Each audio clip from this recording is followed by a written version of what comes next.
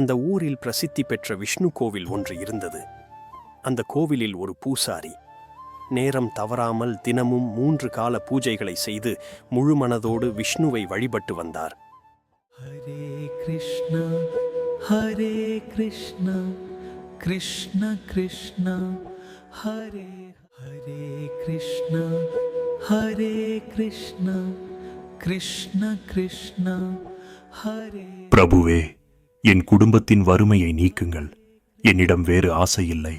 என்னை வழி நடத்துங்கள்.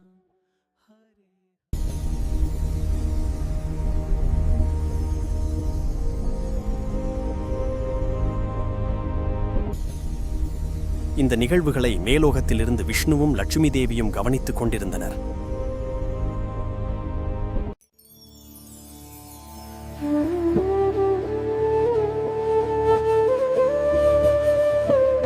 பிரபு, உங்களையே தினமும் பூஜிக்கும் அந்த பக்தனை ஏன் இன்னும் வறுமையில் வாழ வைக்கிறீர்கள்?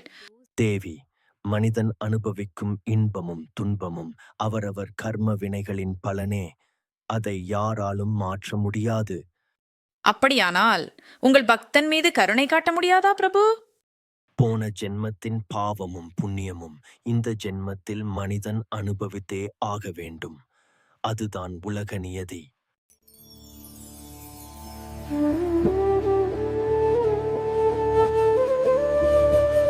அப்படியானால் என் பக்தனுக்கு நான் உதவி செய்கிறேன். நான் இப்பொழுதே அந்த பக்தனுக்கு ஒரு மூடை நிறைய பணக்கட்டுகளை கொடுத்து அவனின் வறுமையை மாற்றி செல்வ செழிப்போடு ஆக்குகிறேன்.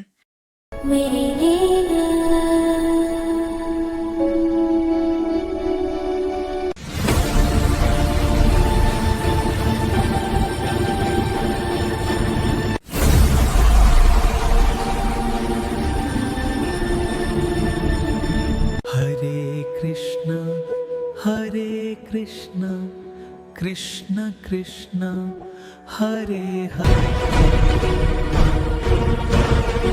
ஒரு மூடை நிறைய பணக்கட்டுகள் பூசாரியின் முன்னால் வீழ்ந்தது. ஐயோ, இவ்வளவு பணம்! யார் இதை இங்கு வைத்து சென்றது? பணக்கட்டுகளை பார்த்த பூசாரிக்கு அதிர்ச்சி. சற்று முன் கோவிலுக்கு தர்மகர்த்தா தான் வந்து சென்றார். எனவே அவருடைய பணமாக இது இருக்கலாம் என்று நினைத்தார்.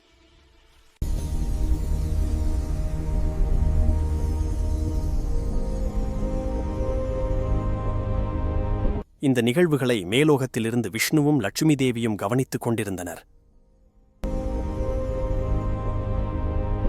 உடனே அந்த பூசாரி தர்மகர்த்தாவின் வீட்டை நோக்கி பண மூட்டையுடன் நடக்கத் தொடங்கினார். தர்மகர்த்தா வீட்டிற்கு சென்ற பூசாரி பணமூடையை கொடுத்து பேசத் தொடங்கினார். ஐயா, நீங்கள் கோவிலில் உங்கள் பணத்தை மறந்து வைத்து வந்திருக்க வேண்டும். இதோ பத்திரமாக கொண்டு வந்துள்ளேன். யார் பணத்தையோ எடுத்து கொண்டு வந்து என் பணம்னு பூசாரி கொடுக்கிறாரே என்று சற்று அதிர்ச்சி அடைந்தார் தர்மகர்த்தா. இருந்தாலும் வந்த பணத்தை விட வேண்டாம் என்றும் அதிர்ஷ்டம் நம்மை தேடி வந்திருக்கிறது என்றும் தன் பணம்தான் என்று பூசாரியிடம் பணமூடையை பெற்றுக்கொண்டார் தர்மகர்த்தா. ஆமாம், அது என்னுடைய பணமே, நன்றி.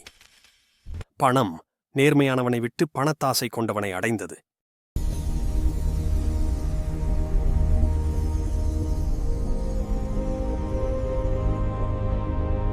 இந்த நிகழ்வுகளை மேலோகத்திலிருந்து விஷ்ணுவும் லட்சுமி தேவியும் கவனித்துக் கொண்டிருந்தனர்.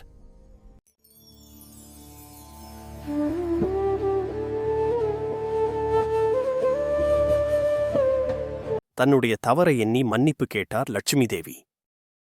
பிரபு, கர்மவினைகளை மனிதன் அனுபவித்தே ஆக வேண்டும் என்பதை இப்போது புரிந்து கொண்டேன். இதுவே கர்ம நியதி. கர்மத்தை யாராலும் மாற்ற முடியாது.